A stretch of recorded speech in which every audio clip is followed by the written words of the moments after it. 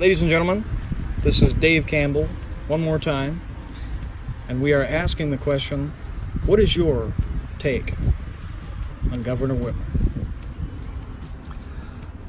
I'm proud of Governor Whitmer.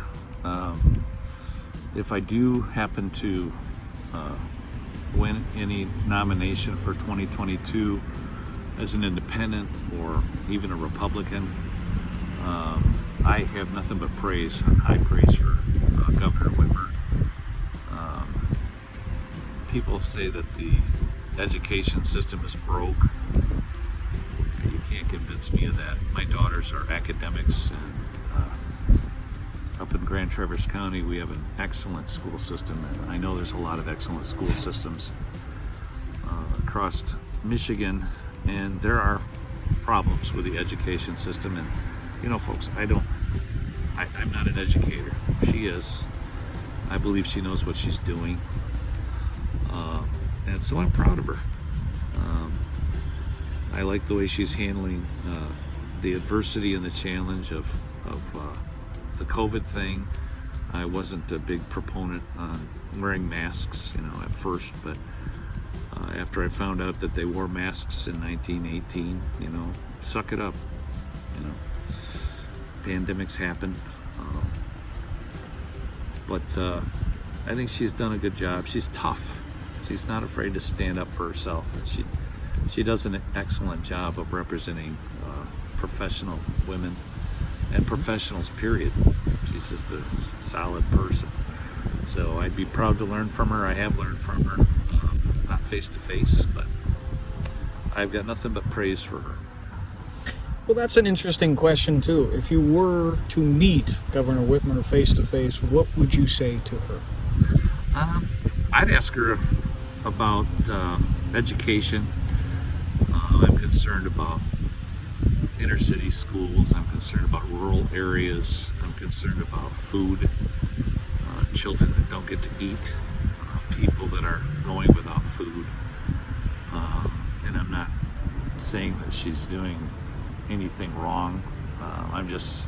I want to hear what she has her insights on it. I have to build a lot of insights on a lot of different matters as I prepare to run, if I get that opportunity. So perfect. So yeah. What are your personal takes on some of those situations? Let's start with something that you mentioned quite a few times: food. We need food, we need water, we need shelter. Those basics are part of our invitation. When we look at the Statue of Liberty and it says, "Give us your poor, give us your hungry," open up, come to the United States. The reason why we have that on our placard on the Statue of Liberty, because we have resources in abundance here. I mean, it's absolutely ludicrous that we can't figure out how to feed people and get people the basic nourishment that they need: clean water, good food, and a place to live. Mm-hmm. It's pathetic.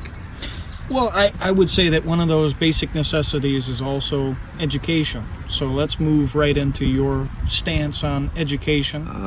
Like I said, I would defer to Governor Whitmer on her educational positions because she's an educator. I would shore up and support every effort to make sure that we have education, K through 12.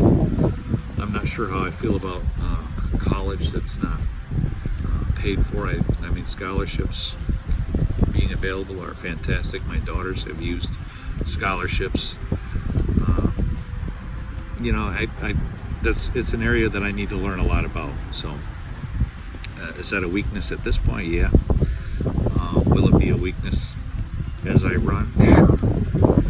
I'll defer to educators across parties. It doesn't matter. The objective is getting people knowledge. Knowledge is extremely valuable in accessing resources. And my take on resources is that the human mind, which is every person that walks around in the United States, every person has a high degree of value because they're all capable of becoming contributors And just like we required nourishment when we were kids, so does everybody else. So you bring up an interesting point. Most politicians actually do not like to try to find commonality between other politicians. How would you try to find similarities between them, and how would you try to find your differences between them as people, but also as politicians? That's easy. Every person is wired a little differently. Every one of us, through organizations, through schools, through sports, through any kind of tasks we learn how to apply. We learn, first of all, what skills we have, then we learn how to apply our skills to access resources. So the basic idea with not building walls between people based on their profession is that when you can establish common thought processes and reach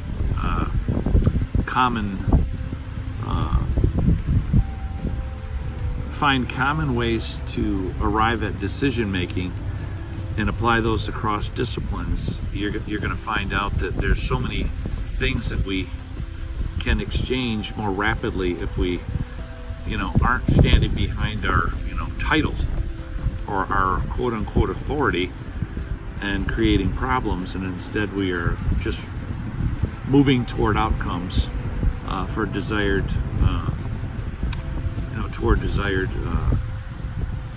issues. God.